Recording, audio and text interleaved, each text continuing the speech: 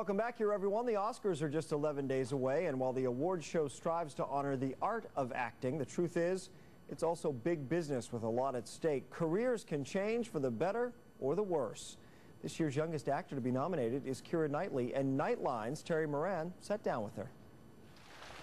From the first moment I met you, your arrogance and conceit, your selfish disdain for the feelings of others made me realize that you were the last man in the world I could ever be prevailed upon to marry.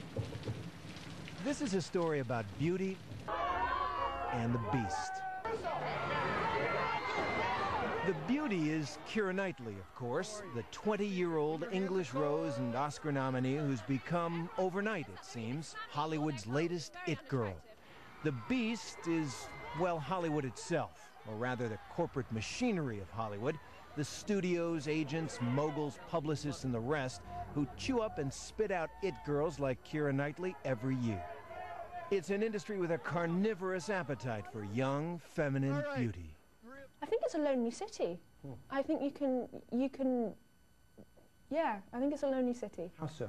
I'm not quite sure. I honestly don't know. I think possibly because everybody, if you are within the industry, then a lot of people are after kind of the same thing. But you're living the dream that countless young people have dreamt for decades. You're in Hollywood, a star, Hollywood's at your feet. Well, I wouldn't quite go that far. No, I'm not saying I don't like it. It's fantastic. You know, I'm in a really fortunate position where I get to do what I've always wanted to do, which is to act, which is to work with really good people on projects that I really believe in, whether they work or not, you know, but I always believe in the projects that I do, and that's an incredibly fortunate position to be in. So, yeah, I am, but it doesn't make this place any less strange.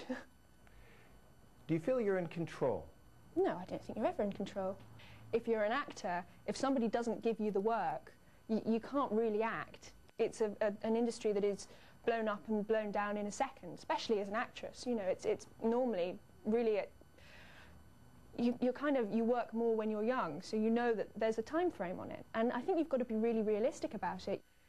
Realistic and opportunistic. On the crest of the Hollywood wave after Pride and Prejudice, Knightley has chosen this moment to take her clothes off. Vanity Fair invited her to its photo shoot, and then they told her it would be nude. Forgive me for asking it this way, but why did you pose naked for Vanity Fair? For pure mischief. For pure mischief, and because it made me giggle. And you know what? I did a fantastic shoot with Annie-Leibovitz before for Vogue. And I've loved her work. So she said to me, I got to the Vanity Fair shoot, and she said, OK, I'm thinking about doing it naked. And I went, what? She said, I'm thinking about doing it naked. I said, no, but I haven't shaved my legs. You can't do it naked. She said, no, come on, what do you think? You up for it? And I went, oh, all right then. You know what? I'm 20. It's Vanity Fair. It's Annie-Leibovitz. It's something to show my grandchildren. They'll think I had a wild youth. It's great. Why not? It makes me giggle. That insouciance, that very youthful declaration of independence, is in part what makes Keira Knightley's performance as Jane Austen's beloved heroine Elizabeth Bennet so true, so fetching. Did I just agree to dance with Mr. Darcy? I dare say you'll find him very amiable, is he? It would be most inconvenient, since I've sworn to loathe him for all eternity. And it's brought her an Oscar nomination. So when you look around at what's happened, the work, the honors, the fame, why you? Oh, no idea. No reason at all. I'd love to say I worked hard and I really deserve it. I don't at all. I think it's luck. I think, you know, I look at most of the jobs that I've done, and there's been no reason why me above anyone else. I mean, I was just having a good day. I think that's it. I wasn't the prettiest, I wasn't the best, I wasn't anything. I just simply had a good audition that day, and was really lucky. You know, with the films that I did, a lot of them, the early ones, we never thought we were going to do anything. I mean, Bend It Like Beckham. Hi. Hi. That was brilliant. You play for any side? We had a lovely summer doing it, and it was all quite funny, and we thought it was rather nice. We didn't think anyone would really like it, and let alone in America. You think it's a small British film about soccer. Why would Americans like it? And you think suddenly it did really well, and Pirates of the Caribbean. Not more pirates. It was based on a Disney ride, and it was a pirate movie, and they hadn't worked for ages, and we were all just going, this is going to be awful, and then suddenly it's really good. So you can only be as good as the character you're playing, and hopefully you'll either do it well or you'll do it badly, you know, and I think I did it all right, so that's good. But it's a lot to do with luck. It's the luck of the draw. I've been incredibly lucky. Lucky and young. Pirates of the Caribbean was her first big role when she was 18, and it was a box office smash. I had a dream about you last night.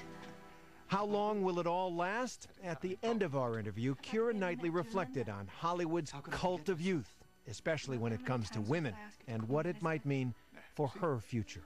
I mean, it's really bizarre. But, and I don't think you could stay in it for forever. Or I think you'd... Well, that's an interesting question. I mean, I read in some of the research that you have admired Katharine Hepburn, who stayed in it till just about the very end. Yeah. That's one actress in a jillion now. Oh, there's so few. I mean, so few that actually make that kind of transition from being the young, pretty lead into the more mature roles and on. And I mean, I think in Western cinema, in American and British cinema, they make stories about young people, you know, love stories about young people. We're not allowed to really grow up. That was Nightline's Terry Moran with actress Keira Knightley. And it's interesting, if she knows that now, going into this career, perhaps she'll be able to adjust accordingly. I think she's going to be just fine. And a lot of them branch out and go into production, knowing that perhaps their age doesn't favor roles later on.